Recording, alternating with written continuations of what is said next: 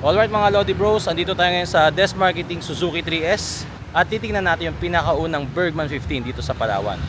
Alright.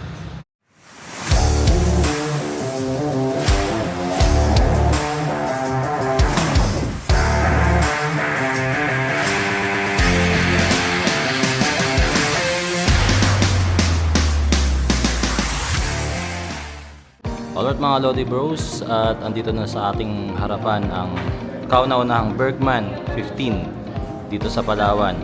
So kung gusto niyo makita ang unit, punta na kayo dito sa Des Marketing Suzuki 3S, located at Barangay Tinigiban National Highway dito sa lungsod ng Puerto Princesa. Alright. And by the way, ang presyo pala nito sa cash is around 165,000 pesos. And available ang kanyang mga kulay sa dalawa, which is pearlescent white and ang nasa harapan natin na pearlescent black. So before kayo mag-react sa presyo na 165,000, alamin nyo muna ano ba ang kapalit ng ilalabas ninyong pera. So dapat malaman ninyo gaano bang kasulit at gaano kabusog ang Bergman 15 na to. So yan, unahin natin dito sa harapan. Kung makikita ninyo, medyo unique na yung kanyang design. Medyo masasabi nyo may resemblance siya sa itsura ng Suzuki Hayabusa. Yun yung actually yung dream bike natin eh. So ibang-iba na siya doon sa itsura ng naunang Bergman, which is itong katabi niya. So yan oh. So comparison lang, medyo ibang level na yung pagkakadali ng design dito. And then dito sa kanyang windshield, so makikita ninyo no, dark na siya. Unlike dun sa mga Bergman 125, yan, smoked. But this one, dark. Ganda nga kasi nagsashine. Makikita mo yung mga reflection ng ilaw. Talagang elegante yung dating. So yan ang itsura mga Lodi Bros kapag naka-on ang kanyang ilaw. So meron siyang DRL dito sa gilid. Tapos meron ditong third light, which is yung pinaka-center niya, yan yung kanyang high beam. Tapos may logo rito ng Suzuki. So astig, ganda. And then yun ang kanyang turn signal lights sa left and right. So LED na rin, ganda, maliwanag talaga. And then dito ang kanyang turn signal light sa likod. Ang maganda rito is flexible siya. So iwas bali. Yan yung common problem natin sa mga scooters. Pag yung mga angkas natin hindi maingat, so ito nababali ito. This one, very flexible. So hindi ka naman problema dyan. LED rin yan. And then ang kanyang tail light, yan LED rin. Manlapad, very visible sa gabi. And then ito yung kanyang license plate light sa ilalim. And meron siya ditong reflector for added visibility. And syempre, dito sa kanyang gilid, yan, mga reflectors din yan. Alright, so doon muna tayo sa engine mga Lodi Bros.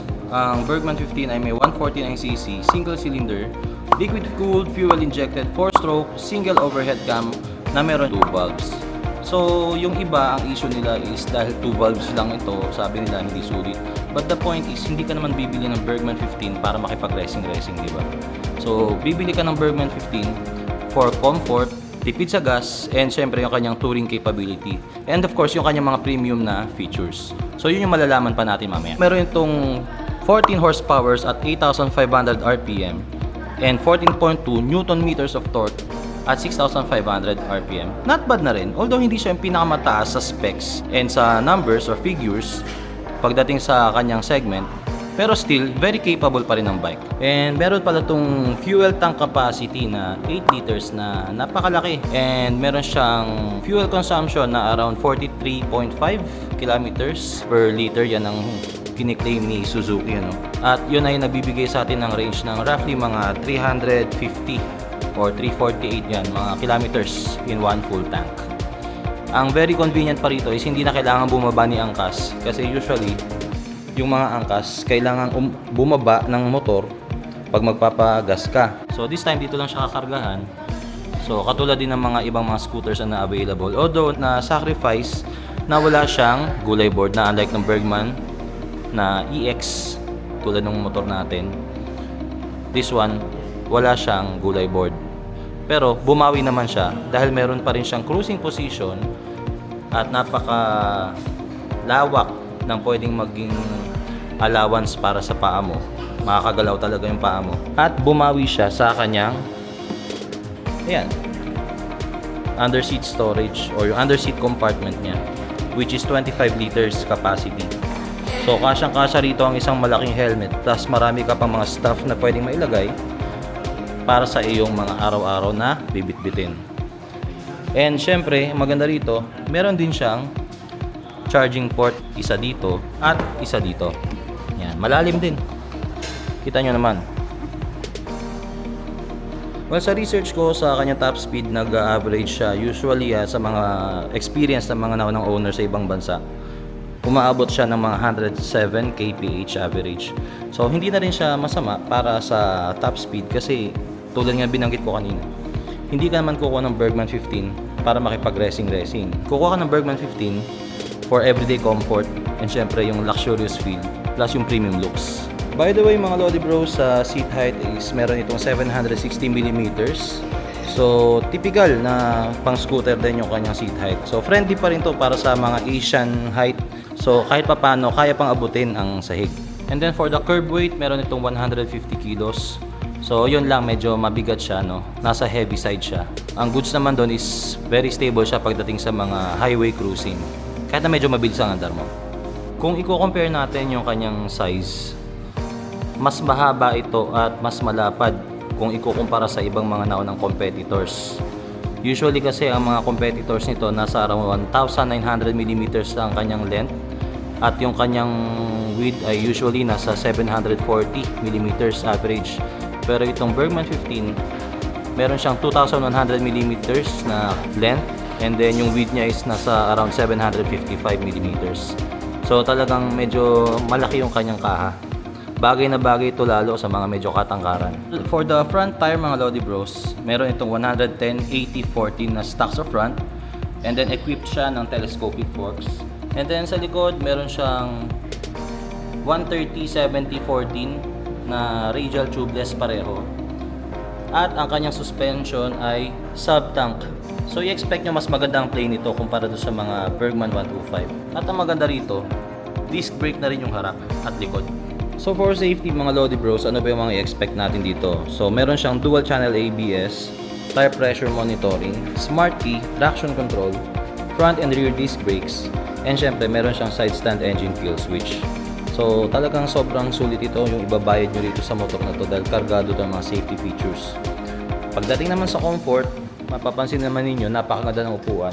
So very premium, pati yung mga material na ginamit hindi mo kang tinipid, tapos hindi siya madulas, maganda yung texture niya, then mga stitches, tapos mas elevated yung dito sa likod para yung angkas ninyo mas may kita, kumbaga hindi nakaharang yung ulo ng driver.